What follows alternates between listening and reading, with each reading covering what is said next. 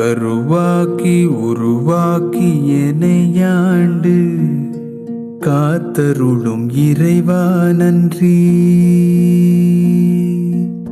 எங்கும் நிறைந்தோனே எல்லை இலாதானே, எங்கேயும் எப்போதும் என் குலம் காப்பவனே.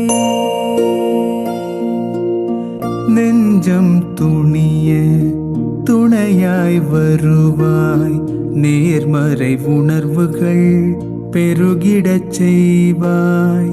உடலில் உறுதியை பெரிதாய் தருவாய், உனை உணரும் அறிவை என்னுள்ளருள்வாய். சுற்றமனைத்தும் காப்பவனே, செய்தொழிலில் ஏற்றம் தருபவனே, எடுத்த செயலில் வெற்றி கொடு, என் ஆற்றல் பெருகிட அருளை கொடு.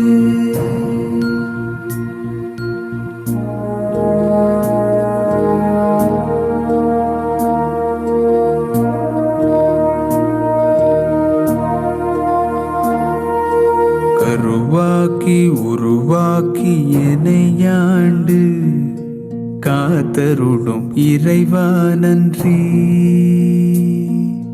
வல்லமை தந்து நீ வளர்ச்சி கொடு, அகத்திலும் புறத்திலும் மலர்ச்சி கொடு. வளர்ச்சி கொடு, வளர்ச்சி கொடு, வளர்ச்சி கொடு, மலர்ச்சி கொடு.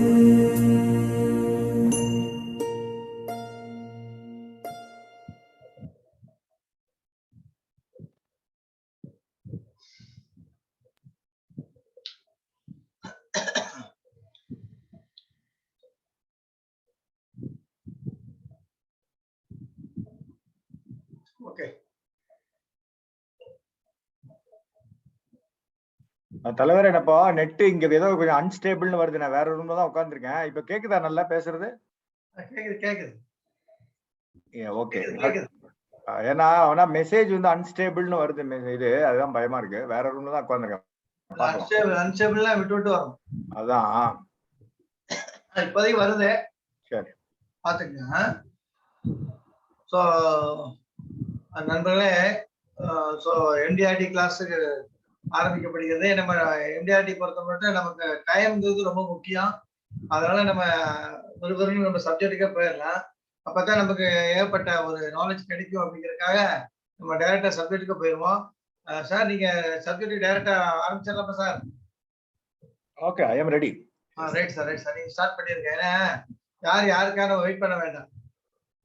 நம்ம கரெக்டா 9:15 ஸ்டார்ட் பண்ணிடுவோம். பாக்குறவங்க பாக்கட்டும், பார்க்காதவங்க யூடியூப்ல பாத்துட்டு போறாங்க, இல்லைன்னா டெலிகிராம். சரிங்களா? ஓகேவா sir? Yes sir, I am ready. Okay, you can start. அனைவருக்கும் அகைன் மறுபடியும் சந்திப்பதின் மகிழ்ச்சி. மாலை வணக்கம். இப்ப நம்ம சார் சொன்ன மாதிரி கிளாஸுக்குள்ள போயிடலாம்.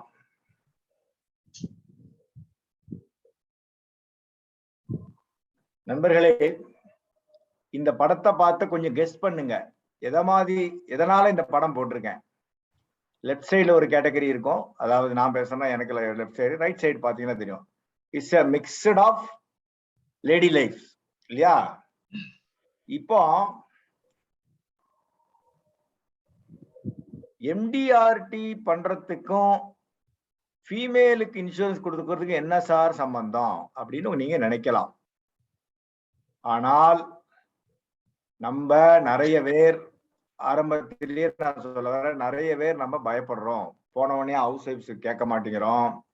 அவங்களுக்கு ஏதோ ஒரு மினிமம் பாலிசியை கொடுத்துட்டு அவங்க பிரெட் வின்னர் அவங்களுக்கு நிறைய பாலிசி கொடுத்து நம்ம இது பண்றோம். இப்போ ஃபீமேல் லைஃப் ஆட்டும் மேல் லைஃப் ஆட்டும் இதெல்லாம் ஜெனரல் பிரின்சிபல்ஸ் இல்லையா? அவங்களுக்கு ஃபர்ஸ்ட் நீட் ஃபார் இன்சூரன்ஸ் இருக்கான்னு தெரியணும். ஃபேமிலி பேக்ரவுண்ட பார்க்கணும்.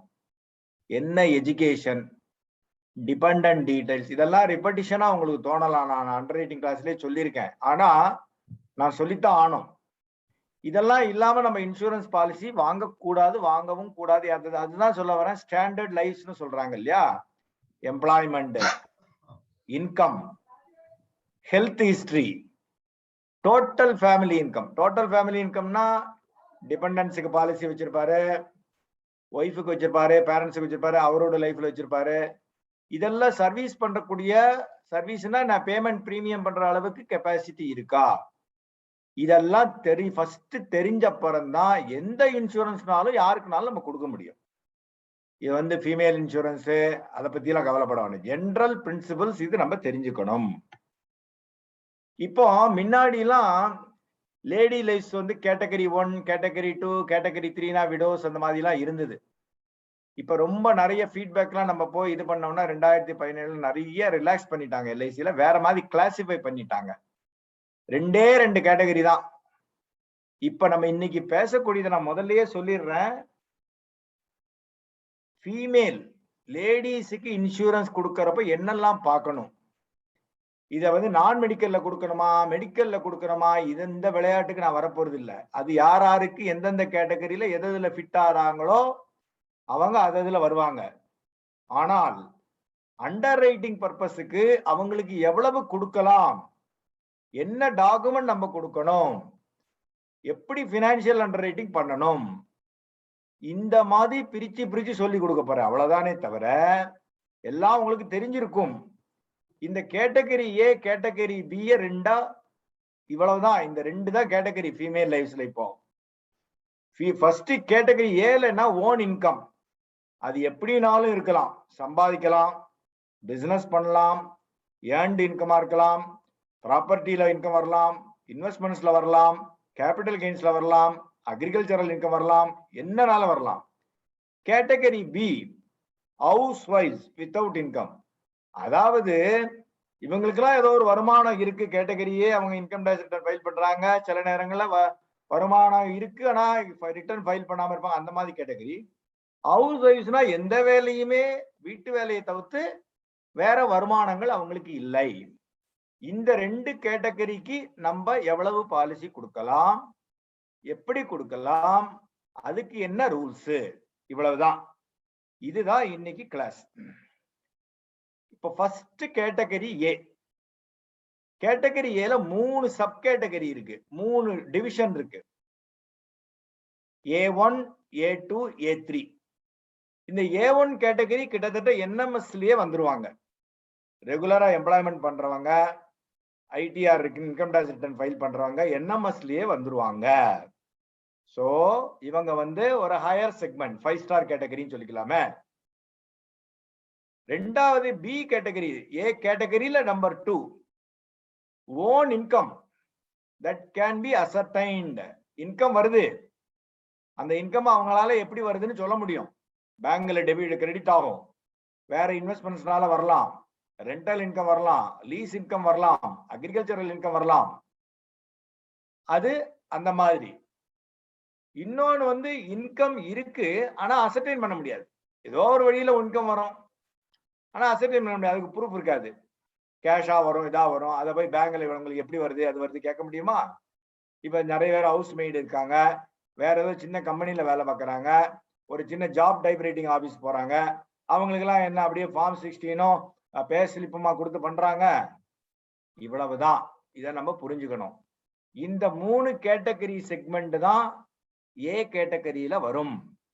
சரி சார், கேட்டகரி ஏல 1 ஃபர்ஸ்ட் ஏல 1 பார்க்க போறோம். இது வந்து ஒண்ணுமே இல்ல, என்எம்எஸ் கேட்டகரியில வர்ற கேட்டகரி மட்டும் மோஸ்ட்லி இதுல வந்துரும். சோ நான் இப்ப சொல்றது எல்லாமே என்எம்எஸ்ல கொடுக்கலாம்னு அர்த்தம். ஆனால் அவங்க வயசுக்கு தக்கன அதை பார்த்து கொடுக்கணும். கரெக்டா? அதை நம்ம பார்த்துக்கணும். First age proof standard age ப்ரூஃபா தான் இருக்கணும். இது வந்து நம்ம பேசிட்டு இருக்கிறது A1 கேட்டகரி. ரெண்டாவது, என்எம்எஸ்ல மேல் லைவ்ஸுக்கு கொடுக்க என்னெல்லாம் பாலிசி கொடுக்கிறோமோ அது இவங்களுக்கும் கொடுக்கலாம். சேலரிடுனா இன்கம் ப்ரூஃப், சேலரி ஸ்லிப் அதெல்லாம் கொடுக்கலாம். எம்ப்ளாய்டுனா எல்லாருமே எம்ப்ளாய்டுனா ஐடி ரிட்டர்ன் இருக்கும், ஃபார்ம் 16 இருக்கும். செல்ஃப் எம்ப்ளாய்டுனா இன்கம் டேக்ஸ் ரிட்டர்ன் இருக்கும். ஸோ இது கிட்டத்தட்ட என்எம்எஸ் கேட்டகரியில நம்ம கொடுக்குறோம் பாத்தீங்களா, அந்த 35 வயசு 40 36 to 45 வயசு, அந்த 30 லட்சம் 20 லட்சம் 10 லட்சம் ஒரு குரூப், 50 லட்சம் 25 லட்சம் 15 லட்சம் அந்த குரூப்ல இவங்க வந்துருவாங்க. ஆனால் நான் மேல சொன்னதெல்லாம் இருக்கணும். ஓகே. டிஆர்எஸ்ஏனா total rated of sum assured. 2 வருடங்களில் எடுத்த பாலிசிகளில் ரேட்டட் ஆஃப் சம் அஷ்யூர்ட். எஸ்யூசிங்கிறது வேற, ரேட்டட் ஆஃப் சம் அஷ்யூர்ட் சில பாலிசி வந்து எஸ்யூசிக்கு வராது. 2 வருடங்களுக்கு உண்டான பாலிசியை ரேட் அப் பண்ணி ஓவராலா அதை கணக்கு பண்றதுதான் ரேட்டட் ஆஃப் சம் அஷ்யூர்ட். அதுக்கு தான் இவ்வளவு கொடுக்கலாம் அப்படிங்கிற பாயிண்ட். இதுல கடைசியில என்ன பிளான்லாம் கொடுக்கலாம் பாருங்க. எல்லா பிளானும் கொடுக்கலாம். ரைடர்ஸும் கொடுக்கலாம், பிடபிள்யூபி கொடுக்கலாம், நான் மெடிக்கல் கேட்டகரியில வந்தா பிடபிள்யூபி கொடுக்கலாம். அதனால all Riders can be given. இது A1 கேட்டகரி. சரி, இப்போ அடல்ட் மேல் லைஃப்ஸ்க்கு என்ன உண்டோ அதே தான் கொடுக்கலாம். சிலவங்களுக்கு ரெண்டல் இன்கம் இருக்கும், ப்ரூஃப் ஆஃப் இன்வெஸ்ட்மெண்ட் கொடுக்கலாம், அவங்களால கொடுக்க முடியும். ரெண்டல் அக்ரிமெண்ட் இருக்கும், பேங்க் ஸ்டேட்மெண்ட் இருக்கும். இதெல்லாம் இன்கம் டாக்ஸ் ரிட்டர்ன் கொடுக்கறப்ப, அதாவது வேலைக்கு போறவங்க சம்பாதிக்கிறவங்க எம்ப்ளாய்டுங்க அவங்களுக்கு ப்ராப்ளம் கிடையாது. ஃபார்ம் 16 இருக்கும், சேலரி ஸ்லிப் இருக்கும், பிரச்சனை இல்லை. செல்ஃப் எம்ப்ளாய்டு ஆளுங்களுக்கு இந்த மாதிரி இருக்கும். செல்ஃப் எம்ப்ளாய்டு ஆளுங்க இன்கம் டாக்ஸ் ரிட்டர்ன் ஃபைல் பண்ணுவாங்க. 10 லட்சத்துக்கு மேல போனா நம்ம கொடுக்கலாம்னு நம்ம சொல்லியிருக்கோம் நான் என்எம்எஸ்ல. ஆனால் that is NMG professionals and others 2 இருக்கு, அதுல வந்துருவாங்க.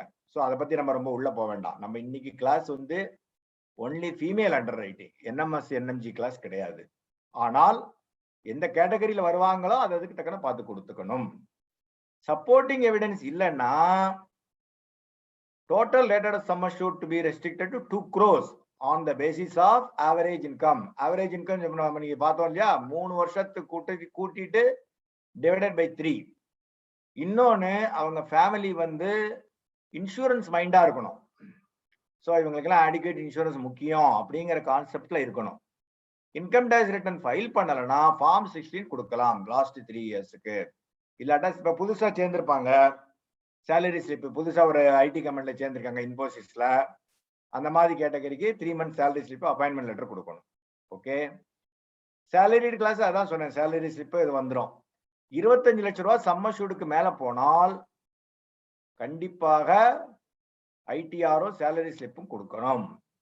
பினான்சியல் அண்டர் ரைட்டிங் பர்பஸுக்கு அது கேட்பாங்க. Self employed or having income through investment or property அவங்களுக்கும் கொடுக்கலாம். எல்லாத்துக்கும் ப்ரூஃப் உண்டு, எல்லாமே ப்ரூஃப் என்னென்ன கொடுக்கணும் இதுல போட்டிருக்கு. வெண்ணுல ஐடிஆர் தான், வேற ஒன்றும் கிடையாது, கவலைப்பட வேண்டாம். TRS up to 2 crores special MHR. உங்களுக்கு தெரியும் 50 லட்சத்துக்கு மேல போனாலே ஸ்பெஷல் எம்ஹெச்ஆர் எழுதணும். 25 லட்சத்துக்கு மேல போனாலே மேல் ஆட்டும் ஃபீமேல் ஆட்டும் ஸ்பெஷல் எம்ஹெச்ஆர் டேர்ம் பிளானுக்கு கொடுத்தானும். Annexure A and annexure B.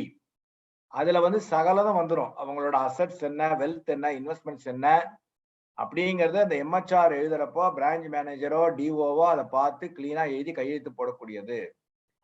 இந்த டிஆர்எஸ்ஏ வந்து 2 கோடிக்கு மேல போனால், total rated of sum assured 2 கோடிக்கு மேல போனா இந்த ஸ்பெஷல் எம்ஹெச்ஆரோட மேனேஜர் வந்து அவரோட லெட்டர் ஹெட்ல கொடுக்கணும்.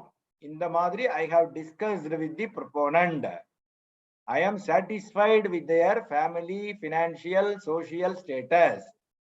This proposal can be considered. இப்படின்னு எழுதி கொடுத்து சீல் போட்டு கையெழுத்து போட்டு கொடுத்தால்தான் இந்த இது டிவிஷனல் ஆஃபீஸ் ஜோனல் ஆஃபீஸுக்கு போகும். இல்லாட்டா கொயரி போட்டு வந்துடும். நான் ஏன் இதுக்கு சொல்ல வரேன்னா, நம்ம வந்து லேடிஸுக்கு வந்து எப்போதுமே ஜென்ஸுக்கு நம்ம கேட்கலையா என்ன தெரியல, எந்த வீட்டுக்கு போனாலும் நம்ம ஈக்குவலா நம்ம பாலிசி கொடுக்கறதுல உங்க குழந்தைக்கு போடுங்க சார், இல்ல உங்களுக்கு போடுங்க சார் அப்படிதான் சொல்றோமே தவிர, இதே இது ஹவுஸ் ஒய்ஃபுக்கு நமக்கு வந்து அது அடுத்தது வரேன். நம்ம கேட்டா நமக்கு 3 லைஃப் 4 லைஃப் கிடைக்கும். நம்ம நிறைய மெடிக்கல் பண்ணணுமேன்னு பயப்படுறோம். அதனால இக்னோர் பண்றோம். நான் மெடிக்கல்ல பண்றது ஈஸியா கம்ப்ளீட் பண்ணிட்டு போலாமே. இது எதுக்கு இவ்வளவு கம்ப்ளைண்ட் இவ்வளவு ரெக்குயர்மெண்ட்ஸ் பண்ணணும் அப்படிலாம் நம்ம பாக்குறதுனால இந்த அன்டாப்டு பொட்டன்ஷியல் அப்படி இருக்கு. இதுல நிறைய பண்ணினீங்கன்னா உங்களுக்கு நிறைய கமிஷன். எத்தனை பேர் தன்னோட ஒய்ஃபுக்கு பாலிசி போடணும் எங்கிட்ட கேக்குறாங்க தெரியுமா? எனக்கு போட்டாச்சு ராஜகோபால், என் ஒய்ஃபுக்கு நல்ல பிளான் இருந்தா சொல்லு. இல்ல சார் அவங்க ஹவுஸ் ஒய்ஃப் தானே. ஆமா எஸ். மெடிக்கல் வருவாங்கல்ல சார்? எஸ் வருவேன். அதனால என்ன அப்படிங்கிறாங்க. பட் நம்ம கேட்கறது இல்லை. நான் யாரையும் தப்பா சொல்ல விரும்பல. இந்த பொட்டன்ஷியல் நிறைய இருக்கு. இதுல இன்னொரு கண்டிஷன் பாத்துக்கோங்க. என்னதான் அவங்க எம்ப்ளாய்மெண்டா இருந்தாலும், என்னதான் நிறைய சம்பாதிச்சு கோடிக்கணக்கில் பண்ணினாலும், சில பிரீமியம் அவங்கள கட்ட 50 லட்சம் வரைக்கும் இப்ப அவங்க income tax return financial underwriting வந்து ஷார்டேஜ் இருக்கு வச்சுக்கோங்க. 50 லட்சம் ஹஸ்பண்ட்ல இருந்து ஃபண்டிங் பண்ணலாம்னு இருக்கு. 50 லட்சத்துக்கு மேல ஹஸ்பண்டோட இன்கம் பார்க்க எடுக்கக்கூடாது. ஏன்னா அவருக்கு வேற பாலிசி கட்டிட்டு இருப்பாரு, அவர் குழந்தைகளுக்கு கட்டிட்டு இருப்பாரு. ஹஸ்பண்டோட 50 லட்சம் வரைக்கும் தான் நீங்க எடுத்துக்கலாம். அதனால இவங்களுக்கு இன்கம் இல்லைன்னு அர்த்தம் இல்ல. இப்போ இவங்களுக்கு வருஷத்துக்கு ஒரு 12 லட்சம் 15 லட்சம் இருக்கலாம். ஹஸ்பண்டுக்கு 1 கோடி இருக்கலாம். அந்த 1 கோடி இருக்கிறப்ப ஹஸ்பண்டோட இன்கம் இதை சப்போர்ட் பண்ணி காமிக்கலாங்கிறதுக்கு தான் இந்த பாயிண்ட். 50 லட்சம் வரைக்கும் தான் அதை எடுத்துப்பாங்க. ஸோ 50 லட்சத்துக்கு மேல போனா ஜோனல் ஆபீஸோ சென்ட்ரல் ஆபீஸுக்கோ ரெஃபர் பண்ணி அவங்க அந்த எஃப்இஎஸ்ஓ லிமிட் பிரகாரம், நான் அன்னைக்கே சொன்ன எஃப்இஎஸ்ஓ என்னன்னு தெரிஞ்சவங்க சாட் பாக்ஸ்ல போடுங்க, திரும்பி நான் சொல்ல மாட்டேன். ஸோ அதனால அந்த மெரிட் கேஸ்ல அந்த பாலிசியை கம்ப்ளீட் பண்ணலாம். இன்கம் சஃபிஷியன்சி முக்கியம். இது A1 கேட்டகரி, ரொம்ப ஹை கிளாஸ் நான் மெடிக்கல் ஸ்பெஷல்ல வரக்கூடிய கேட்டகரிகள். ஆனால் நிறைய மெடிக்கல் பண்ணணும், நிறைய சமோஷனா ஆப்வியஸ்லி நிறைய மெடிக்கல் பண்ணித்தான் ஆனோம். பட் நம்ம அதை அந்த மார்க்கெட்டை நம்ம டேப் பண்ண மாட்டேங்கிறோங்கிறது என்னோட வியூ. Okay, next category 2. இது என்ன சார் கேட்டகரி 2? அதுல வராதவங்க எல்லாம் இதுல வருவாங்க. எப்படி? இன்கம் இருக்கும், அசர்டைன் பண்ணிக்கலாம். ஓகே, சிலவங்க இன்கம் டேக்ஸ் ரிட்டர்ன் ஃபைல் பண்ண மாட்டாங்க. இதுக்கு படிப்பு அதை பத்தி ஒரு பொண்ணும் இல்ல. படிப்பு 10th மினிமம் குவாலிஃபிகேஷன் இருந்தா போறோம். ஆனால் ஸ்டாண்டர்ட் ஏஜ் ப்ரூஃப் வேணும். இது 2வது கேட்டகரி. இவங்களுக்கு 50 லட்சம் தான் கொடுக்க முடியும். டேர்ம் பிளான்னா 25 லட்சம் தான் கொடுக்க முடியும். இதுல இன்னொரு எக்ஸெப்ஷன் என்னன்னா, ஏதாவது டெத் கிளைமு வேற ஏதாவது இன்சூரன்ஸ் கம்பெனில இருந்து காம்பன்சேஷன் வந்ததுன்னா பேசிக் சம் அஷ்யூர்ட் 1 கோடி வரைக்கும் கொடுக்கலாம் under the single premium for savings plan only. Of course immediate deferred ஆனிட்டிக்கு அதுக்கு பெருசா லைஃப் கவர் கிடையாது, எவ்வளவு நாளும் கொடுக்கலாம். எதுக்கு சொல்ல வரேன்னா, இப்ப நிறைய பேருக்கு ஒரு செட்டில்மெண்ட் வந்திருக்கும் கம்பெனில இருந்து, இது பண்ணதுமா அந்த இன்வெஸ்ட் பண்ணி நம்ம வாங்கிக்கலாம், அவங்களுக்கு லைஃப் கவரேஜ் கொடுக்கலாம் சேவிங்ஸ் பிளான்ல. ஆனால் கன்வென்ஷனல் பிளான்ல மேல உள்ள மாதிரி 50 லட்சம் வரைக்கும் டிஆர்எஸ்ஏ கொடுக்கலாம். எல்லா பிளான் எல்லா ரைடர்ஸும் கொடுக்கலாம். இ டேர்ம் மாத்திரம் கொடுக்க முடியாது. இ டேர்ம்னா என்ன? ஆன்லைன்ல எல்ஐசி வெப்சைட்ல போய் பாலிசி வாங்குறதா இ டேர்ம். திரும்பி நான் ரிப்பீட் பண்றேன், இந்த கேட்டகரியில அந்த கேட்டகரியில வராதவங்க இந்த கேட்டகரியில வருவாங்க. A1ல வராதவங்க இதுல வருவாங்க. இது நான் மெடிக்கல்ல வராது. மெடிக்கல் நான் மெடிக்கல் பத்தி இங்க நம்ம பேச வேண்டாம். எங்கெங்க மெடிக்கல் லிமிட்டுக்குள்ள வராங்கன்னா அதுக்கு தக்கன ப்ரூஃப் இருந்தா அது ஆட்டோமேட்டிக்கா அப்படி கம்ப்ளீட் ஆயிரும்.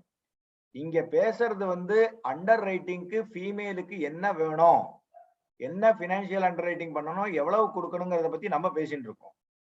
I am not getting into நான் மெடிக்கல் இவங்களுக்கு கொடுக்கலாம் அப்படிங்கறதெல்லாம் பேசுறது இல்லை. நான் மெடிக்கல் நம்ம பார்த்தாச்சு. எங்கெங்கெல்லாம் மெடிக்கல் வருதோ அங்கங்கெல்லாம் பண்ணித்தான் ஆகணும். இது எவ்வளவு கொடுக்கலாம், என்ன பிளான் கொடுக்கலாம், அதுக்கு எந்த மாதிரியான ப்ரூஃப் வேணுங்கிறத பத்தி தான் நம்ம பேசிட்டு இருக்கோம். அகைன் ஐ மீன் ரிப்பீட்டிங், 50 லட்சம் டேர்ம் பிளான்னா 25 லட்சம், லம்சம் அமௌண்ட் வந்ததுன்னா லோ லிமிட் 1 crore வரைக்கும் சிங்கிள் பிரீமியத்தை கொடுக்கலாம். இது இல்லாம எவ்வளவு நாளும் deferred and immediate annuity Jeevan Akshaya Jeevan சாந்தியில கொடுக்கலாம். மினிமம் குவாலிஃபிகேஷன் 10ஆம் கிளாஸ் இருந்தா போரும். All plans and all riders are allowed. Premium waiver பெனிஃபிட்டும் கொடுக்கலாம். பிரீமியம் வேவர் பெனிஃபிட் கொடுக்கலாம்னா ஒண்ணும் இல்ல, மெடிக்கல் பண்ணி கொடுக்கணும், அவ்வளவுதான். சரி, உடனே நான் மெடிக்கல்ல பிடபிள்யூ கொடுக்கணுங்கிறது நான் மெடிக்கல் கதை வேற, அதனால கன்ஃபியூஸ் பண்ணிக்க வேண்டாம். இப்போ இதுல ஸ்பெஷல் எம்ஹெச்ஆர் கண்டிப்பா வேணும். As per female lives annexure 1, அதாவது நான் மெடிக்கல்ல பண்ணாதவங்களுக்கு ஃபீமேல் லைவ் அனெக்ஷர்னு ஒண்ணு இருக்கு. அந்த கேட்டகரியில இவங்க வந்தாங்கன்னா அந்த அனெக்ஷரை ஃபில் பண்ணி கொடுக்கணும். டிஎம்எல்எஸ் அண்ட் அபவ் வந்து அதை அட்டஸ்ட் பண்ணலாம். இதே இது டிஆர்எஸ்ஏ 25 லட்சத்துக்கு மேல போனா அண்டர் 1 and 2 அபவ்னு போட்டிருக்கேன்னு மேல இருக்கு பாருங்க, 1 and 2 அபவ், அந்த மாதிரி 50 லட்சம் அண்ட் டேர்ம் பிளான் இதெல்லாம் சேர்த்து அவங்களுக்கு அந்த ரெஸ்பெக்டிவ் எஃப்இஎஸ்ஓ பவர் பிரகாரம் டேர்ம் பிளான் டிவிஷனல் ஆபீஸ்ல தான் கம்ப்ளீட் ஆகும். அப்கோர்ஸ் மெடிக்கல் பண்ணாலே டிவிஷனல் ஆபீஸ் தான் போகும், அதுல ஒன்றும் டவுட் கிடையாது. அப்கோர்ஸ் இவங்கெல்லாம் இன்கம் டேக்ஸ் ரிட்டர்ன் ஃபைல் பண்ணலைன்னா personal finance questionnaire or CA certificate, இந்த கேட்டகரியில் சேலரி வாங்குறவங்களும் இருப்பாங்க. அந்த மாதிரி இந்த மாதிரி ப்ரூஃப்லாம் கொடுக்க வேண்டி இருக்கும். இப்போ என்னதான் இருந்தாலும் ஹஸ்பண்டுக்கு இன்சூரன்ஸ் இருக்கான்னு நீங்க நான் மெடிக்கல் ஜென்ரலாவே ஃபார்ம் 300 பாத்தீங்கன்னா ஹஸ்பண்ட் எங்க ஒர்க் பண்றாரு, என்ன இன்கம், அவருக்கு என்ன பாலிசின்னு கேக்குறாங்க. When you give policy on female lifes கேக்குறாங்களா இல்லையா? நம்ம எழுதுறோம், சிலவங்க எழுத மாட்டேங்கிறோம். ஆனா அவங்களுக்கு ஓன் இன்கம் இருந்தா ரொம்ப இன்சிஸ்ட் பண்ண மாட்டாங்க. வேற நீங்க ஃபண்ட் பண்றதோ இல்ல ஹவுஸ் ஒய்ஃபா இருந்தா கண்டிப்பா எழுதியானு, ஏன்னா ஈக்குவல் இன்சூரன்ஸ் இருக்கணுங்கிறதுனால. சோ ஹஸ்பண்ட் இன்கம் வந்து ப்ரப்போஸ் பண்ணீங்கன்னா 50, அதான் அப்பவே சொன்னேன், எங்கெல்லாம் ஒய்ஃபுக்கு வந்து ஸ்பௌஸுக்கு எங்க ஒய்ஃபுக்கு வந்து இன்கம் ஷார்ட் ஃபால் ஆயிருக்கோ, ஏன்னா அவங்களுக்கு ஹையர் சம் அஷ்யூர்ட் கொடுக்க முடியாது, ஆனா ஹஸ்பண்ட் வந்து அவங்களுக்கு நிறைய கொடுக்கணும் விருப்பப்படுறாரு.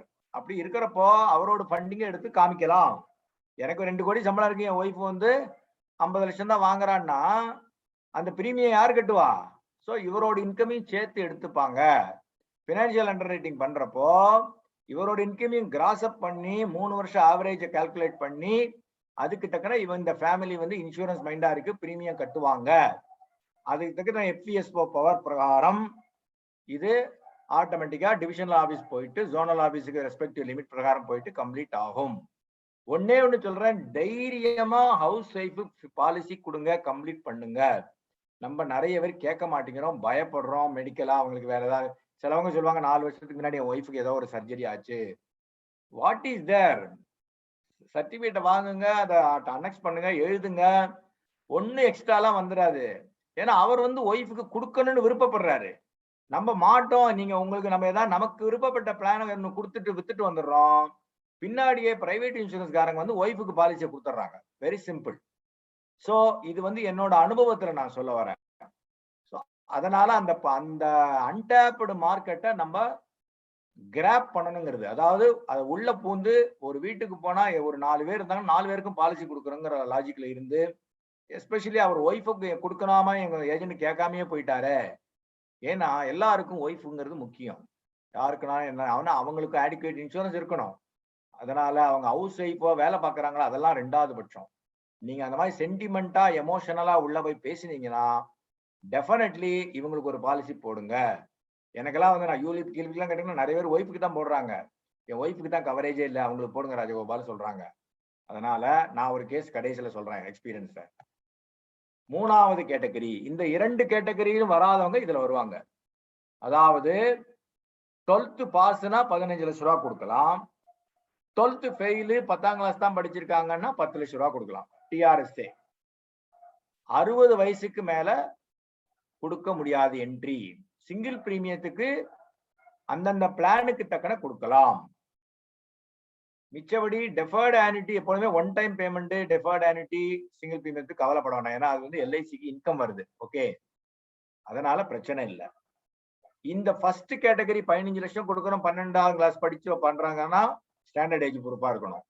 மிச்ச கேட்டகரிக்கு நான் ஸ்டாண்டர்ட் ஏஜ் ப்ரூஃப்ல கொடுக்கலாம். ஆனா நான் ஸ்டாண்டர்ட் ஏஜ் ப்ரூஃபுக்கு சில ரெஸ்ட்ரிக்ஷன் இருக்கு, உங்களுக்கு தெரியும். இத்தனை வயசுக்கு மேல கொடுக்க கூடாது, 25 வருஷத்துக்கு மேல கொடுக்க கூடாதெல்லாம் இருக்கு. அந்த டேர்ம்ஸ் அப்ளிகபிள். சோ இதெல்லாம் மைண்ட்ல வச்சுட்டு அந்தந்த பிளானுக்கு என்ன கண்டிஷன்ங்கிறத பார்த்துட்டு நான் ஸ்டாண்டர்ட், இப்பெல்லாம் எல்லாருமே ஸ்டாண்டர்ட் ஆதார் வச்சிருக்காங்க, பேன் கார்டு வச்சிருக்காங்க.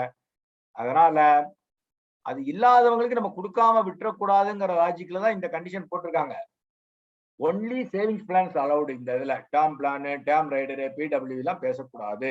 மெடிக்கல் பண்ணா கூட கிடையாது. புரிஞ்சா உங்களுக்கு? இந்த கேட்டகரியில வர்றவங்களுக்கு. சோ இப்ப இது வரைக்கும் ஓரளவுக்கு புரிஞ்சுதா? அடுத்த கேட்டகரி போலாமா சார்? ஸ்பீடா போறேன்னா சரி நண்பர்களே, இப்போ ஓன் இன்கம் இருக்கிறவங்க, இன்கம் இருக்கிற ஹவுஸ், இன்கம் இருக்கிற ஃபீமேல் கேட்டகரி நம்ம பார்த்திருக்கோம். Next B category. இதுலயே பாருங்க, இதுல என்ன முடிக்கலன்னா, இது சிம்பிள் தான். எம்ஹெச்ஆர்ல ஏஜென்ட் ஏசிஆர்ல எழுதினது போறோம். ஸ்பெஷல் எம்ஹெச்ஆர் ஃபீமேல் லைஃப்ஸுக்குன்னு அனெக்ஷர் ஒண்ணு இருக்கு. எங்க ஏன்னா நான் மெடிக்கல்ல வராத கேஸுக்கு அதுக்கு ஒரு அனெக்ஷர் இருக்கு. அதை சும்மா கையெழுத்து வாங்கி கொடுக்கணும், அவ்வளவுதான். அது யாரெல்லாம் அந்தந்த ரெஸ்பெக்டிவ் எம்ஹெச்ஆர் லிமிட் போறான்னு கையெழுத்து போட்டா போறோம். அதுல இன்கம், ஃபேமிலி பற்றி, அதான் சொல்றேன், நம்ம என்ன எழுதுறோமோ ப்ரொபோசல், அதை எல்ஐசி பிலீவ்ஸ் நம்ம கரெக்டா எழுதி அதுக்கு தக்கன, அதனால தான் இவ்வளவுதான் கொடுக்க முடியுங்கிறாங்க. இந்த கேட்டகரியில போய் 1 கோடி கொடுக்க முடியுமா? கொடுக்க முடியாது. அதனால தான் அப்படி வச்சிருக்காங்க. சோ இந்த ஒவ்வொரு இதுலயும் நான் எவ்வளவு பிளான், என்ன பிளான் கொடுக்கலாம், எவ்வளவு கொடுக்கலாம், பினான்சியல் அண்டர் ரைட்டிங் என்ன, அப்படிதான் ஸ்டெப்ஸ் வந்துட்டு இருக்கேன். கரெக்டா? இப்பவும் அடுத்தது நான் அப்படிதான் வரப்போறேன். இப்ப இது என்ன தெரியுது உங்களுக்கு? இவங்களை பார்த்தா என்ன தெரியுது? இவங்க எல்லாரும் ஹவுஸ் ஒய்ஃப் தெரியறது இல்லையா? அப்ப நமக்கு வேண்டி பாடுபடுறாங்க, நமக்கு வந்து எல்லா விதமான சலுகைகளும் பண்ணி தராங்க, நம்ம ஆபீஸ் போறதுக்கு ஹெல்ப் பண்றாங்க, நம்ம அப்படிங்கிறப்போ அவங்களுக்கு நம்ம என்ன பண்றோம்? நம்ம பாலிசி ஹோல்டர்ஸ் அப்படி கேட்கணும். ஏன் சார் உங்க ஒய்ஃபுக்கு நீங்க எவ்வளவு சார் வச்சிருக்கீங்க? போன உடனே கேட்கணும். அப்படி என்ன சார் இது இவ்வளவு நாள் ஆச்சு இல்லைங்கிறீங்க, கண்டிப்பா கொடுங்க சார் அவங்களுக்கு. அவர் கேட்காட்டா நம்ம கேட்டோம் வச்சுக்கோங்களேன். ஓ அப்படியா இருக்கா, எந்த போன ஏஜென்ட் வந்தாரு சொல்லவே இல்லையே எனக்கு. நிறைய பேர் நம்ம வந்து நான் மெடிக்கல்ல ஃபீமேல் லைஃப் கம்ப்ளீட் பண்றது வெரி ஈஸி, அது பெரிய திறமை கிடையாது. மெடிக்கல்ல ஹவுஸ் ஒய்ஃப் லைஃபை கம்ப்ளீட் பண்றதுதான் திறமை. அது நம்ம எப்படி எமோஷனலா பேசி வாங்கணுமோ, ஈக்குவல் இன்சூரன்ஸ் கொடுத்து பேசி வாங்கினோம்னா நமக்கு நிறைய பெனிஃபிட் இருக்கு. அவங்களுக்கு நல்ல கவரேஜ் வரும், நமக்கு கமிஷன் வரும். அந்த பேலன்ஸ் கமிஷன் ஃபார் எம்டிஆர்டி இருந்ததுன்னா நீங்க அதை யூஸ் பண்ணிக்கலாம்.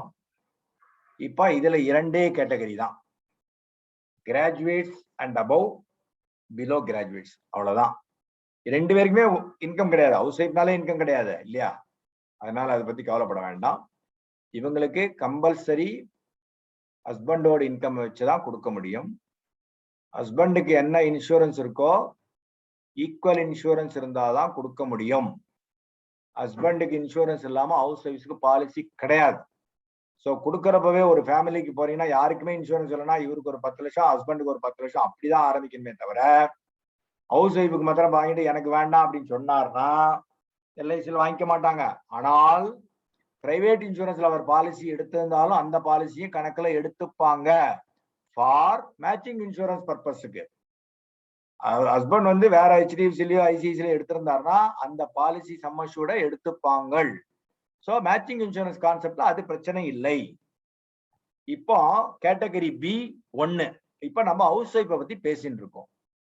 இப்போ கிராஜுவேட்ஸ் அண்ட் அபவ்னா 1 crore டிஆர்எஸ்ஏ கொடுக்கலாம்.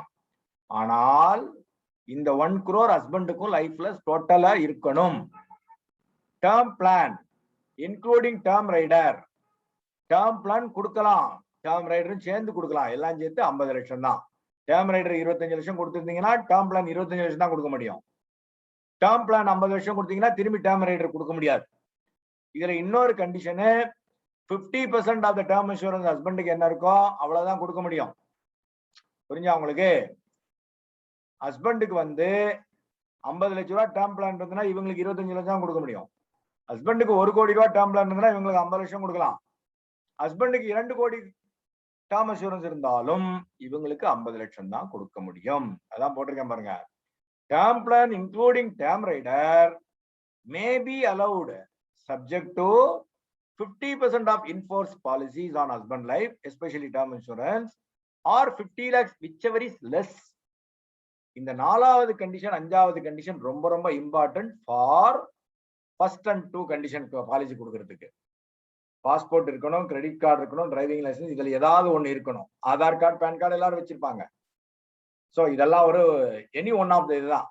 அது வந்து குவாலிஃபிகேஷன் ப்ரூஃப் கொடுக்கணும், ரொம்ப ரொம்ப இம்பார்ட்டன்ட். இப்போ 1 கோடி ஹஸ்பண்ட் ஒய்ஃபுக்கு கொடுக்கறாருன்னா இவர் 2 கோடி 3 கோடி வச்சிருக்காரு வச்சுப்போம். ஹஸ்பண்ட் ஒய்ஃபுக்கு 1 கோடி கொடுக்கறாருன்னா அவங்க வந்து கிராஜுவேட் நீங்க சொல்லிதான் இதுல கம்ப்ளீட் பண்றீங்க.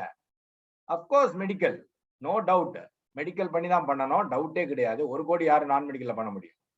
மெடிக்கல் பண்ணி தான் பண்ண முடியும். ஆனால் எஜுகேஷன் ப்ரூஃப், கிராஜுவேஷன் ப்ரூஃப் கொடுக்கணும். இது வந்து பிரான்ச்சுக்கு போனா எனக்கு தெரியாது துதிச்சுன்னு கேட்கறீங்களா, அந்த பிரான்ச்சில் கேட்கலாம் சொல்லக்கூடாது. இதுதான் ரூலு. இதுல நான் போட்டிருக்கிறது எல்லாமே எல்ஐசி சர்க்குலர்ல என்ன உண்டோ போட்டிருக்கேன். நிறைய பேர் போட்டிருக்காங்க. நான் டைரக்டா அதை காப்பி அடிச்சு கூட எழுதலாம். எல்ஐசி சர்க்குலரை பறிச்சு புரிஞ்சுண்டு ஓரளவுக்கு அந்த எதிலும் ஒமிட் ஆகாத மாதிரி நான் போட்டிருக்கேன். பிளான்ஸ் அலவுடு, எல்லா பிளானும் உண்டு, டேர்ம் ரைடரும் அலவுடு, இன் டேர்ம் கிடையாது. இது இல்லாம ஸ்டாண்டலோன் கேன்சர் கவர் கொடுக்கலாம் 25 லட்சத்துக்கு. அதான் ஹஸ்பண்டுக்கு கவர் இருக்கணும். இது இல்லாம ஸ்டாண்டலோனா 25 லட்சம் கேன்சர் கவர் கொடுக்கலாம். கேன்சர் கவர் ஜெனரலா 50 லட்சம் உண்டு, 25 லட்சம் கொடுக்கலாம். ஹஸ்பண்டுக்கு ஈக்குவல் இன்சூரன்ஸ் இருக்கிற மாதிரி பாத்துக்கணும். இது B1 கேட்டகரி. அப்புறம் B1 கேட்டகரியில 4 and 5 should be insisted if TRSA including term plan exceeds 60 lakhs. 4 and 5 என்ன? அதான் இந்த point. Credit card, PAN card, driving licence அந்த மாதிரி இருந்தா அதை கொடுக்கணும் டீடைல்ஸ். ஹஸ்பண்டுக்கு சில நேரங்களில் மெடிக்கல் ரீசன்ஸ்னால அவருக்கு இன்சூரன்ஸ் கொடுக்க முடியாம இருக்கலாம்.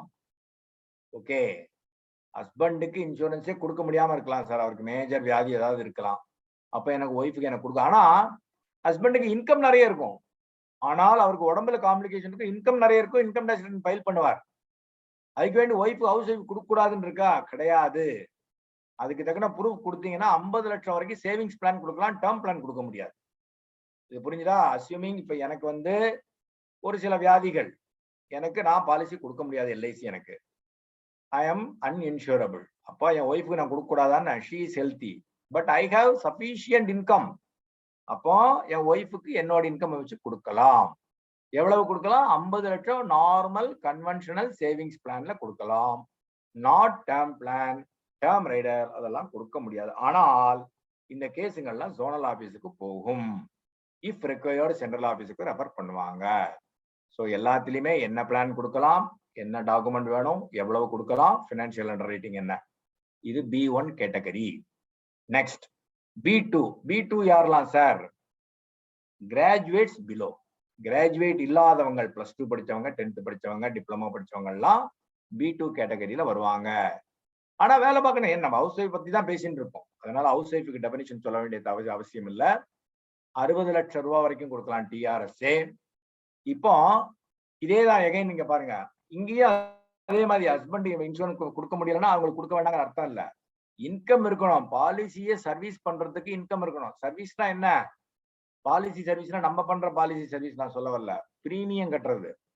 லோன் சர்வீசிங், பாலிசி சர்வீசிங்னா பிரீமியம் கட்டுறதுக்கு சஃபிஷியன்ட் இன்கம் அவங்க ஃபேமிலியில இருக்கா, இன்சூரன்ஸ் மைண்டா இருக்காங்களா அப்படின்னு தெரிஞ்சால் அவங்களுக்கு 50 லட்சம் வரைக்கும் கொடுக்கலாம், ஹஸ்பண்ட் இன்சூரன்ஸ் இல்லாட்டாலும். அப்போ ஹஸ்பண்டுக்கு வேற ஏதாவது ரீசன்னால, மெடிக்கல் ரீசன்னால அவருக்கு இன்சூரன்ஸ் கொடுக்க முடியாத பட்சத்தில் 50 லட்சம் இவங்களுக்கு கொடுக்கலாம். முதல்ல சொன்ன மாதிரியே தான். டேர்ம் பிளான் ரைடர்லாம் கொடுக்க முடியாது. திரும்பி ஸ்டாண்ட் அலோன் 25 லட்சம், சப்ஜெக்ட் டு எகைன் 1 லட்சம் ரூபாய் ஹவுஸ் ஒய்ஃபுக்கு பாலிசி கொடுத்தா கூட 1 லட்சம் ரூபாய் ஹஸ்பண்டுக்கு இருக்கணும் சார், சிம்பிள். அதை மாத்திரம் புரிஞ்சுக்கோங்க. அது இல்லாட்டா 2 பேருக்கு சேர்த்து பாலிசி வாங்கிட்டு ப்ரொபோசல். அவருக்கு இல்லாம அங்க வந்து நீங்க பிரான்ச்ல கொண்டு போயிட்டு நம்பர் கேட்டு அப்புறம் தடவி இருந்தீங்கன்னா பாலிசி கம்ப்ளீட் பண்ண முடியாது. என்னப்பா இதெல்லாம் முதலே சொல்ல மாட்டியான்னு கேட்பாங்க, நமக்கு அசிங்கமா இருக்கும். இப்ப வேற என்னெல்லாம் கண்டிஷன்ஸ் இருக்கு அதான் நான் சொன்னேன். அதர் இன்சூரன்ஸ் கம்பெனியோட இன்சூரன்ஸ் பாலிசிக்கு உண்டான இன்சூரன்ஸ் எடுத்துப்பாங்க. Income of husband can support the total income of his own life as well as his spouse. அதான் சொல்றேன், நிறைய ஒருத்தர் இன்கம் வருமானம் சம்பாதிக்கிறாருன்னா எல்லாருக்கும் அவரு அந்த பாலிசிக்கு பிரீமியம் கட்டுற அளவுக்கு அவருக்கு சஃபிஷியன்ட் இன்கம் இருந்தா தாராளமா ஹவுஸ் ஒய்ஃபுக்கு அந்தந்த படிப்புக்கு தக்கன கொடுக்கலாம். MHR வந்து இந்த ஹவுஸ் ஒய்ஃப் கேஸுக்கு at least DM club and above தான் போட முடியும், நார்மல் ஏஜென்சி போட முடியாது. அதுவும் 5 லட்சத்துக்கு மேல போனா BM இவங்க எல்லாம் கையெழுத்து போடணும். இது வந்து ஜெனரல் கண்டிஷன்ஸ் ஃபார் ஹவுஸ் ஒய்ஃப்ஸ், எல்லாருக்கும் கிடையாது. திரும்பி திரும்பி பாத்துக்கோ, மேல ஹெட்டிங் என்ன போட்டுக்கணும் அதுக்கு தக்கனதான் நான் பேசுறேன். இதையும் கன்ஃபியூஸ் பண்ணக்கூடாது. இப்ப நெக்ஸ்ட், இது ஒரு இம்பார்ட்டன்ட் செக்மெண்ட். இப்போ ஹவுஸ் லைஃப பேசி முடிச்சாச்சு, ஃபீமேல் லைஃப பேசிட்டு இருக்கோம். ஃபீமேல் லைஃப்ல இவங்க ஒரு இம்பார்ட்டன்ட் செக்மெண்ட், பிரெக்னன்ட் லேடிஸ்.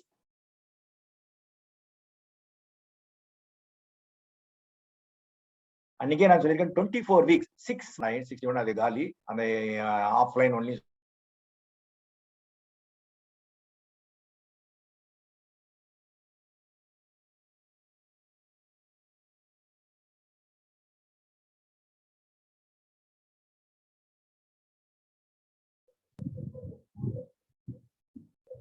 வந்துச்சா விட்டு போயிடுச்சா?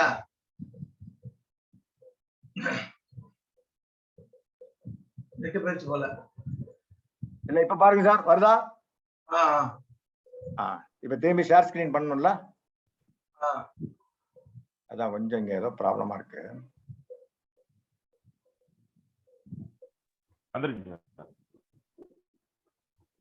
ஓகே,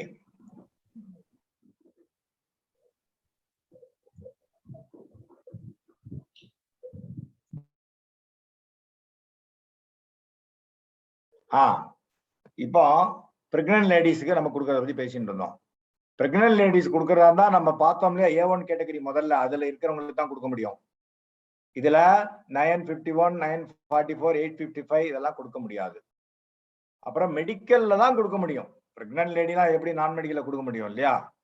ஏதாவது என்னென்ன ரிப்போர்ட் வேணுமோ அதை கொடுத்து தான் ஆகணும். ஆனா பாலிசி கொடுக்கலாம். நம்ம அதனால வந்து அந்த செக்மெண்ட்டையும் நம்ம ட்ரை பண்ணலாம். கேட்கறவங்க கேட்பாங்க, நான் பிரெக்னண்டா இருக்கேன், எனக்கு உண்டா பாலிசி கொடுப்பீங்களான்னு கேட்பாங்க. அவங்களுக்கு பாலிசி இருக்காது. அதனாலதான் 6 மாசம் வரைக்கும் கொடுக்கலான்னு LIC சொல்லியிருக்கு. சோ அதை நம்ம அந்த ஒரு வாய்ப்பை பயன்படுத்திக்கணும். அதான் அவங்களுக்கு எந்த டாக்டர்கிட்ட அவங்க போறாங்களோ அந்த கைனகாலஜிஸ்ட் அந்த ஒரு ஃபார்ம் ஒன்று இருக்கு, அந்த கொஸ்டினர் அதை ஃபில்அப் பண்ணி கொடுக்கணும். சோனோகிராஃபி டெஸ்ட் இருந்தா அதை கொடுக்கணும். அந்த ஏதோ ஸ்கேன்னு சொல்றாங்க இல்லையா, இது வந்து நம்ம வந்து சோனோகிராஃபி டெஸ்ட் தேவைப்பட்டாதான் நம்மளோட divisional medical referee or zonal medical referee கேட்டா தான் கொடுக்கணும். Normal full-time confinement and normal delivery without any past history of abnormal delivery or abortion due to septic will be accepted. இதை பார்த்துக்கணும். சிலவங்களுக்கு நார்மல் டெலிவரி ஆயிருக்கலாம், 2வது குழந்தைக்கு பிரெக்னண்டா இருக்கலாம். அந்த மாதிரி கேஸுக்கு இது சொல்றேன். எனக்கு மிஸ்கேரேஜ் இல்லாம இருந்த மாத்திரம் பார்த்துக்கணும். Pure term assurance and other plans having term assurance element கொடுக்க முடியாது. அவங்கள்ட்ட போய் நம்ம வந்து ஜீவன மரம் வந்து வாங்கிட முடியாது, PWB கொடுக்க முடியாது. அப்கோர்ஸ் ஸ்பெஷல் MHR கண்டிப்பாக கொடுக்க வேண்டும். பினான்சியல் அண்டர் ரைட்டிங் கைட்லைன்ஸ்ல ஒன்னும் சேஞ்சே கிடையாது. ஏன்னா பிரெக்னன்ட் லேடிஸ்ல அவங்க A1 கேட்டகரியில வந்து ஆட்டோமேட்டிக்கா அவங்க தான் வேலை பார்க்குற கேட்டகரி தானே. வேலை பார்க்கறதோ பிசினஸ் பண்றதோ இன்கம் டாக்ஸ் ரிட்டர்ன் ஃபைல் பண்ற கேட்டகரி தானே A1 கேட்டகரி. அதனால தான் நான் அப்படி சொல்லியிருக்கேன். இப்போ இதுல உங்களுக்கு தெரியும், ஒரு சில வியாதிகளுக்கு இத்தனை மாசம் வெயிட்டிங் பீரியட், அப்புறம் பாலிசி நார்மலா பிரான்ச்ல கம்ப்ளீட் பண்ணலாம். சில கேசஸ் வித் FMR, சில கேசஸ் வித்தவுட் FMR. இதுல வர எல்லா டிசீசஸும் லேடிஸ்க்கு வராது. ஃபர்ஸ்ட் கேட்டகரி வரலாம், அபார்ஷன் வரலாம், அப்பெண்டிசிட்டிஸ் வரலாம், ஹெர்னியா வரலாம், சிசேரியன் வரலாம். கரெக்டா? நார்மல் டெலிவரி கேஸ் வரலாம். மிச்ச எல்லா வியாதிகளும் எல்லாருக்கும் வந்தா அது வேற விஷயம். இந்த வெயிட்டிங் பீரியட் இருந்தாலும் கொடுக்கலாங்கிறதுக்கு நான் சொல்ல வரேன். சிலவங்க சொல்லுவாங்க, எனக்கு இந்த மாதிரி வந்தது, எனக்கு ஒரு 6 மாசம் முன்னாடி ஹெர்னியா வந்தது, சர்ஜரி பண்ணேன்னு சொன்னா நம்ம வந்து விடக்கூடாது. அதை வந்து வாங்கிட்டு வந்து அது என்ன ஆயிரப்படுது, நம்ம வந்து எஃபர்ட் எடுத்து பார்க்கணும். அது பண்ணினா ஆட்டோமேட்டிக்கா டிவிஷனல் ஆபீஸ், ஜோனல் ஆபீஸ் போயிட்டு ஏதாவது குவரி இருந்தா அந்த மெடிக்கல் ஒப்பீனியன் கொடுத்தா ஆட்டோமேட்டிக்கா கம்ப்ளீட் ஆகும் வித்தவுட் எனி எக்ஸ்ட்ரா பிரீமியம். என்னோட அனுபவத்துல சொல்றேன். பட் நம்ம பாலிசி வாங்காம இருந்தா நம்மளோட தப்பு. அடுத்தது பினான்சியல் அண்டர் ரைட்டிங். ஏன்னா நான் இதை சொல்லித்தான் ஆனோம். ஃபீமேல் அண்டர் ரைட்டிங் சொன்னா பினான்சியல் அண்டர் ரைட்டிங் நம்ம ஆல்ரெடி பார்த்தாச்சு. இந்த இன்கமுக்கு இருந்தா இந்த ஆவரேஜ் இன்கம் 10 லட்சத்துக்கு கீழே இருந்தா ஒரு கேட்டகரி, 10 லட்சத்துக்கு மேல பண்ணா 1 மில்லியன்னா 10 லட்சம் தான் இல்லையா. இந்த கேட்டகரி ஏஜ்ல வர்றப்போ இத்தனை டைம்ஸ் ஆஃப் கிராஸ் இன்கம். அன்னைக்கே சொன்னேன், 3 வருஷத்து இன்கம் டோட்டல் பண்ணி டிவைடட் பை 3 போட்டா அதுதான் இது ஆவரேஜ் இன்கம். Very simple. 20 லட்சம் 28 லட்சம்னா 68 லட்சம். 68 லட்சம் divided by 3 into number of times. அது நான் அன்னைக்கு எக்ஸல்ல காமிச்சேன். இதேதான் பினான்சியல் அண்டர் ரைட்டிங், இப்படிதான் பார்ப்பாங்க. ஓவரால் இவர் எவ்வளவு பாலிசி வச்சிருக்காரு, எவ்வளவு பிரீமியம் கட்டுறாரு, what is is financial status, ITR என்ன காமிக்கிறாரு, இதெல்லாம் பார்த்துட்டு தான் பினான்சியல் அண்டர் ரைட்டிங் தேவைப்பட்டா வேற ஏதாவது ப்ரூஃப் கேட்பாங்க. ஹையர் சம் அஷ்யூர்ட்லாம் அப்படிதான் கேட்பாங்க. நம்ம கொடுக்கறப்பவே கரெக்டா கொடுத்துட்டோம்னா கேள்வி வராது. Income proof requirements for both male and female. 25 லட்சம் ரூபாய்க்கு ஜென்ரலா இன்கம் ப்ரூஃப் கேட்கறது இல்லையா. MHRலயும் ACRலயும் எழுதுறத வச்சு எடுத்துக்கிறாங்க.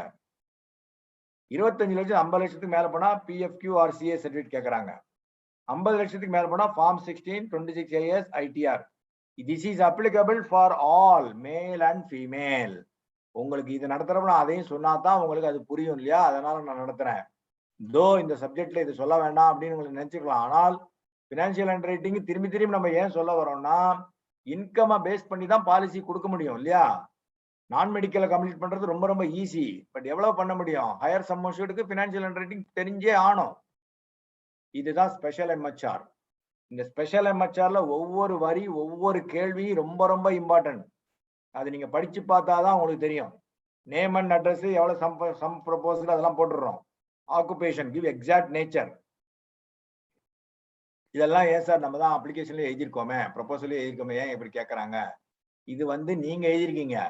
இந்த எம்ஹெச்ஆர் வந்து எம்ஹெச்ஆருக்கு யார் அத்தாரிட்டி இருக்கோ அவர் ஃபில்அப் பண்றாரு. டெவலப்மெண்ட் ஆபீசரோ, BMO, MMO, ZMO depending on sum assured. So total previous insurance life கேட்கறாங்க பாருங்க, எழுதணும். அடுத்த கேள்வி, இன்சூரன்ஸ் பிரீமியம் எவ்வளவு வருஷத்துக்கு கட்டுறீங்க? அடுத்த கேள்வி, by whom were you introduced by the proposer? Are you satisfied about the identity of the life assured? இதெல்லாம் யாரு எழுதுறாங்க?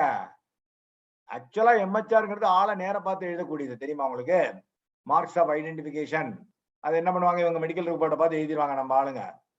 அப்புறம் ஓல்றது என்ன, சொன்ன ஏஜும் அவரு எப்படி இருக்காரு ஆளு, education qualification, what is your assessment. Proposal எழுதுறது ஜென்ரலா பாலிசி ஹோல்டர் வந்து எழுதி கொடுக்கறது, கையெழுத்து போட்டு கொடுக்கறது அவர் தானே எழுதணும். அப்ளிகேஷன் நம்ம எழுதுறோம் ஏஜென்ட். இந்த எம்ஹெச்ஆருக்கு யாருக்கு அத்தாரிட்டி இருக்கோ அவங்க எழுத முடியும். ஆனால் சில பெரிய பெரிய நீங்க எல்லாம் எக்ஸ்பீரியன்ஸ் எழுதுனா நீங்களே எழுதி கொடுத்துருங்க, நாங்க பாத்துறோம், கையெழுத்து போட்டுறோங்கிறாங்க. பட் அப்ப நமக்கு கரெக்டா எழுதணும். இதுக்காக பிசிக்கல் டிஃபார்மிட்டி ஏதாவது இருக்கா? டிஃபார்மிட்டி இருந்தா டிஃபார்மிட்டி கொஸ்டினர் வைக்கணும்.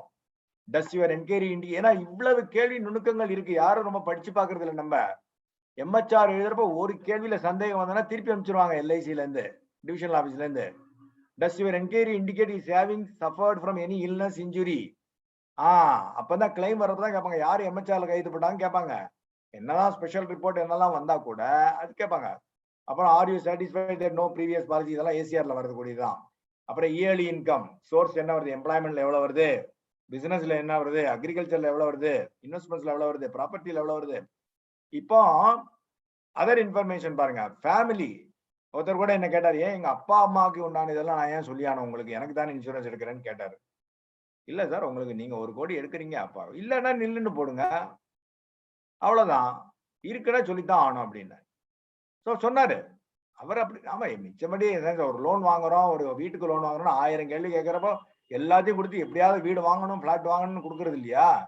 2 கோடி 3 கோடி இன்சூரன்ஸ் கேட்டா மாத்திரம் அந்த இந்த கேள்வி கொடுக்க மாட்டேன், அந்த கேள்வி கொடுக்க மாட்டேன். யாரு நாளைக்கு ஏதாவது ஆச்சுன்னா எல்ஐசி 3 கோடி 4 கோடி சம்மஷன் கொடுத்தானு இல்லையா?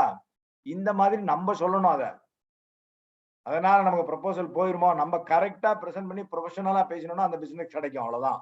திரும்பி I don't want to deviate the subject.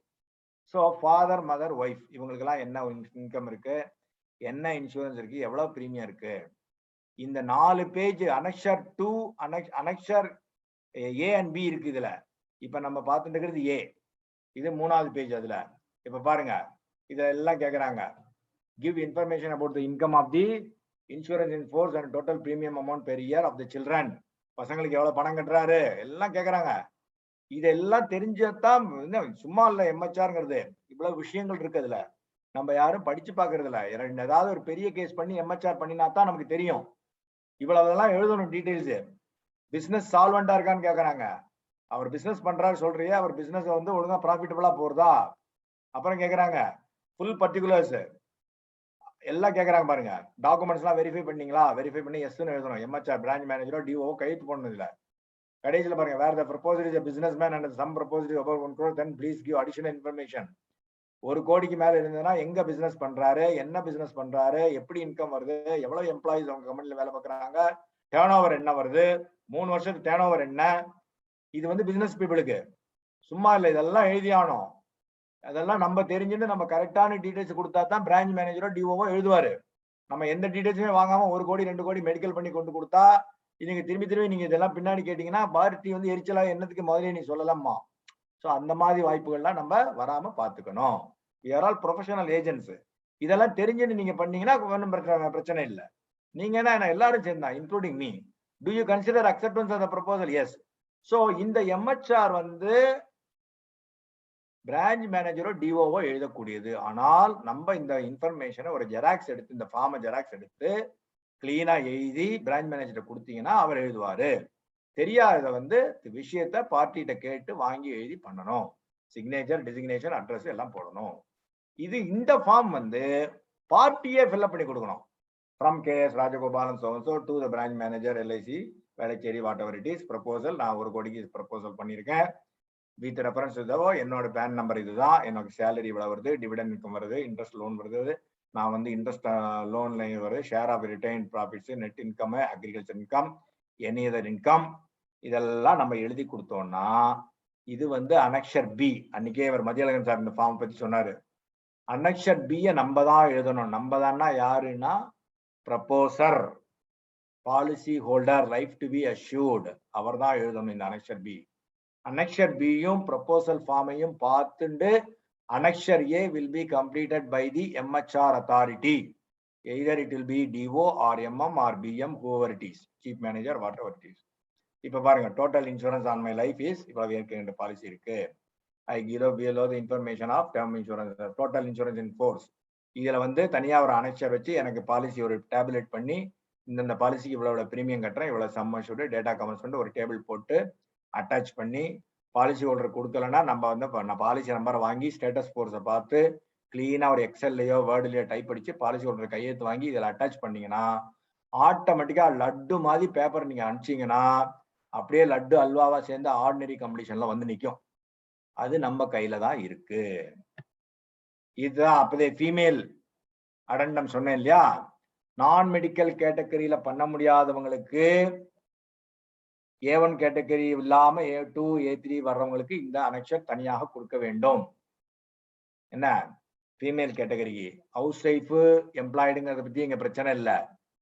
என்ன female permanent who is employed in an institution போட்டிருக்கா பாருங்க, வேர் நான் medical is not available. So இந்த இது கொடுத்தானும் நேச்சர் ஆஃப் ஜாப் என்ன பண்றோம் எது பண்றோம். ஏன்னா அவங்க வந்து நான் மெடிக்கல் கேட்டகரியில வரமாட்டாங்க. எப்போதுமே தெரிஞ்சுக்கோங்க, ஃபீமேலுக்கு கொஞ்சம் ரிஸ்க் ஜாஸ்திங்கிறதுனால இந்த கேள்வி கேட்கறாங்க, தப்பா நினைச்சுக்க வேண்டாம். இதனால இதெல்லாம் வந்து நீங்க பாத்துக்கணும். இந்த டிக்ளரேஷன் இது வந்து அவங்க கையெழுத்து போட்டு கொடுக்கணும். இப்போ நான் ஸ்டாப் இது பண்ணிட்டு இப்போ நான் ஒரு பாலிசி கம்ப்ளீட் பண்ணேன். ஐ திங்க் போன வருஷமா 1.5 வருஷம் முன்னாடி நினைக்கிறேன். 20 லட்சம் ரூபாய் சம் அஷ்யூர்ட் ஜீவன் லாப் ஹவுஸ் ஒய்ஃபுக்கு தான் கொடுப்பேன்ட்டார் அவர். ஆல்ரெடி அவருக்கும் நிறைய பாலிசி இருக்கு. SBI லைஃப்ல 50 லட்சம் டேர்ம் பிளான் இருக்கு. இவங்களுக்கு ஏதோ ஒரு ஆர்கான் ஏதோ பெரிய ப்ராப்ளம் இருந்தது, ஏதோ சர்ஜரி ஆயிருக்கு, ஆக்சிடென்ட் ஆயிருக்கு கொஞ்ச நாள் முன்னாடி. அவங்க அதெல்லாம் டிஸ்க்ளோஸ் பண்ணாங்க. எல்லாம் மெடிக்கலுக்கு அவங்களே போனாங்க, கம்ப்ளீட் பண்ணாங்க. நான் கைட் பண்ணேன். ஃபர்ஸ்ட் மெடிக்கல நான் கூட போனேன். அப்புறம் வேற ஏதோ கொயரி போட்டாங்க, திரும்பி அந்த லேப்ல ஒப்பீனியன் வாங்கி கொடுத்தாங்க. எல்லாத்தையும் டிஸ்க்ளோஸ் பண்ணாரு. பட் குவார்டர்லி பிரீமியம் 46,000 ரூபாய். ஜஸ்ட் இமேஜின், 20 லட்சம் ரூபாய் ஜீவன் லாபு, 46,000 குவார்டர்லி பிரீமியம். அப்போ இயர்லி பிரீமியம் என்னாச்சு பாருங்க. அவங்களுக்கு policy was completed at ordinary rates.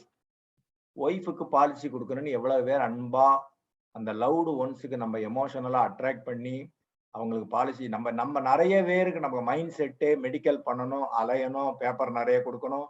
இந்த ஒரு மைண்ட் செட்ல நிறைய ஏஜென்ட்ஸ், நான் SMG குரூப்பை பத்தி பேசல, இந்தியாவில் உள்ள அனைத்து ஏஜென்ட்களை பத்தியும் பேசிட்டு இருக்கேன், என்னையும் சேர்த்து. அதனால இந்த ஹவுஸ் ஒய்ஃப் கேட்டகரி நிறைய இருக்கு. நம்ம எமோஷனலா டச் பண்ணி பிரீமியத்தை நிறைய உள்ள கொண்டு வந்தா நிறைய MDRTக்கு வாய்ப்புகள் இருக்கு. நான் சொன்ன ஜீவன் லாபம் மாதிரி 20 லட்சம் ரூபாய் பாலிசி மாதிரி ஒரு 10 பாலிசி பண்ணா என்ன ஆகும்? 46,000 ரூபாய் இன்ட்டு 4 போட்டு பாருங்க, ஏர்லி பிரீமியம் என்ன இருக்கு பாருங்க. அந்த மாதிரி ஒரு 10 கேஸ் பண்ணி பாருங்க. 20 லட்சம் நான் பண்ணினது, நீங்க 2 கோடி பண்ணலாமே, 1 கோடி பண்ணலாம், 3 கோடி பண்ணலாம். ஸோ திஸ் இஸ் இட், இதுதான்.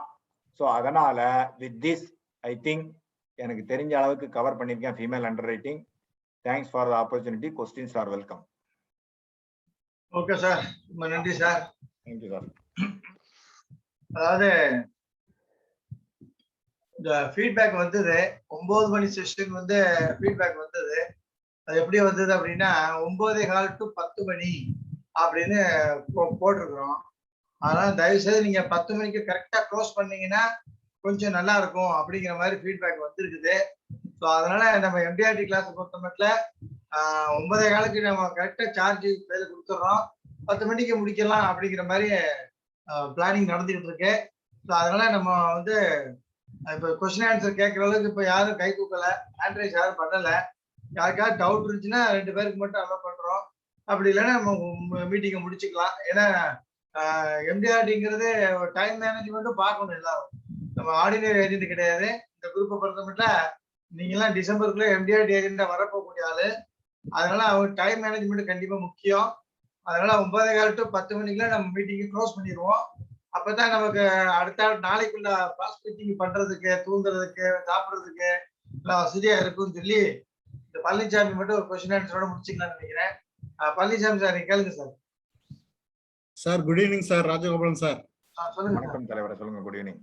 ரொம்ப அருமையா இருந்தது கிளாஸஸ். Thank you, sir. நிறைய விஷயங்கள் தெரிஞ்சுக்கிட்டோம். எனக்கு ஒரு கேஸ் என்னாச்சுனாக்க ஒரு 35 lakhs நான் கொடுத்தேன் sir. Story Palaniswami sir. 35 lakhs இல்ல ஸ்டோரி சொல்ல வேண்டாம். என்ன டவுட்டோ அதை மட்டும் கேளுங்க. ஏன்னா மணி 10 மணிக்கு நான் க்ளோஸ் பண்ணணும். Female life. பட் அவங்க அந்த பொண்ணுக்கு பிரெக்னண்டா இருக்கிறதே தெரியல. டாக்டர் செக்அப்ல எடுத்தாச்சு, பிரெக்னன்ட்னு சொல்லி கம்ப்ளீட் பண்ணிட்டாங்க. அதுக்கப்புறம் பார்த்தா அது பிரெக்னன்சி கன்ஃபார்ம் ஆச்சு. பட் ஆனா அது பாலிசி கம்ப்ளீட் ஆயிடுச்சு, டெலிவரி ஆயிடுச்சு. இந்த மாதிரி சமயத்துல நம்ம என்ன பண்ண முடியும்? இல்ல அதாவது நான் ஏதாவது பிரச்சனை ஆச்சுன்னா நமக்கு கொஸ்டின் ஏதாவது வருமா? இல்லையா, நமக்கு ப்ரூஃப் இருக்குல்ல சார். டாக்டரே கன்ஃபார்ம் பண்ணிருக்காரு. உங்களுக்கு எப்படி தெரியும்? அந்த பொண்ணுக்கே தெரியலங்கிறப்ப நம்ம ஆஸ் அன் ஏஜென்ட் நம்ம என்ன பண்ண முடியும்? ஆனா எனக்கு ப்ரொபோசல் ஸ்டேஜ்ல தெரிஞ்சிருச்சு பின்னாடி. பட் அவங்க அது வரைக்கும் செக்அப் எல்லாம் எதுவும் போகல, பண்ணல. அந்த மாதிரி ஸ்டேஜ்ல தெரிஞ்சிருச்சுன்னா என்ன கேட்டீங்கன்னா பாலிசி நீங்க கம்ப்ளீட் பண்ணிருக்க கூடாதுன்னு தான் நான் சொல்லுவேன். இல்ல பாலிசி அதாவது டிசிஷன் போயிட்டு வந்ததுக்கு அப்புறம் சொல்லுங்க சார். போயிட்டு வந்த அப்புறம் சொல்றீங்க? ஆமா ஆமா. இல்ல அது அப்ப அது 2 சிச்சுவேஷன் இது மாதிரி இருக்குமா. பாலிசி கம்ப்ளீட் ஆயிடுது, ஹோப்ஃபுல்லி ஒன்னும் வரக்கூடாது. உங்களுக்கு if you want to surrender the policy, இல்ல வித்ட்ரா பண்ணணும் அந்த மாதிரினா பண்ணிக்கலாம். இல்ல if you want to enjoy the பெனிஃபிட்ஸ்னா you can continue the policy. அதுதான் correct way of doing that. கரெக்டா? இல்ல நமக்கு தெரியாம நடக்கும்போது அதுக்கு ஏதாவது கொஸ்டின் வருமா நமக்கு பின்னாடி? அதான் கேட்கு. ஏர்லி கிளைமா இருந்தா வரும் சார். நான் ஏர்லி கிளைமா இருந்தா வராது. அவ்வளவுதான். ரெண்டாவது மெடிக்கல் ரிப்போர்ட் எடுக்கும்போது டாக்டர் கேட்க மாட்டாரா லாஸ்ட் மென்ஷன்? டாக்டர் கேட்கும்போது அந்த பொண்ணு இல்லைன்னு சொல்லிச்சு சார். அதுக்கே கன்ஃபார்மா தெரியல அந்த ஸ்டேஜ்ல. அப்ப ஒண்ணும் செய்ய முடியாது. அப்ப அது நம்ம அதுல ப்ராப்ளமே கிடையாது. நீங்க கவலைப்படணும். அதை அப்புறம் அது சொல்லிதான் சொல்லிருச்சு டாக்டர். பாலிசி நம்பர் ஆயிடுச்சுன்னா நம்ம ப்ராப்ளம் கிடையாது சார். ஏன்னா பிரெக்னன்ட்னாலே மெடிக்கல் தானே, நம்ம ஏன் கவலைப்படணும் அதை பத்தி? Okay sir, thank you. அதான் நமக்கு ஏதாவது ப்ராப்ளம் வருமா? கண்டிப்பா வராது, கண்டிப்பா வராது, கவலைப்படாதீங்க. ஓகே சார், நன்றி. ஓகே சார், நம்ம மீண்டும் நாளை சந்திப்போம். சரி. இரவு ட்ரைனிங்னால கொஞ்சம் சீக்கிரம் முடிச்சுக்கலாம் நினைக்கிறேன். வேற ஒன்றும் இல்லை. ஏன்னா ஃபீட்பேக் நிறைய லேடிஸ் எல்லாம் சாப்பாடு பண்ணணும், குழந்தைகளுக்கு சாப்பாடு கொடுக்கணும், மாமனார் மாமியாருக்கு மாத்திரை கொடுக்கணும், இப்படிலாம் சில பிரச்சனைகளை சந்திக்கிறாங்க. ஸோ அவங்களுக்காக நம்ம எஸ்எம்ஜியோடைய எம்டிஆர்டி மீட்டிங் கரெக்டா 10 மணிக்கு முடிச்சுக்கலாம் அப்படிங்கிறது என்னுடைய ஐடியா. அதனால அந்த 40 நிமிஷங்கிறது வெறும் வேகமா போயிடும், இன்ட்ரெஸ்டிங்காகவும் இருக்கும் அப்படிங்கிறதா சொல்றேன். வேற ஏதாவது ஒரு மெயினான ஸ்பீக்கர், கொஞ்சம் சகாராஜ் மாதிரி ஒரு மெயினான ஸ்பீக்கர் வந்தாங்கன்னா மட்டும் ஒரு விதிவிலக்கு இருக்கும். அவங்களுக்கு மட்டும் ஒரு 1/2 மணி நேரம் எக்ஸ்ட்ரா கொடுக்கலாம், அவ்வளவுதான். ஸோ மற்ற எல்லா ஸ்பீக்கருக்கும் கரெக்டா 10 மணிக்கு முடிக்கிற மாதிரி பிளானிங் இருக்குது. ஸோ அதனால இனிமே அடுத்த நாளைக்கு நம்ம சந்திப்போம். இந்த வீடியோவை திருப்பி பார்த்தீங்கன்னா உங்களுக்கு ஃபீமேல் கேட்டகரி பத்தி கொஞ்சம் தெளிவான ஐடியா கிடைக்கும். ஓகே, நன்றி, குட் நைட். மீண்டும் நாளை சந்திப்போம். வணக்கம்.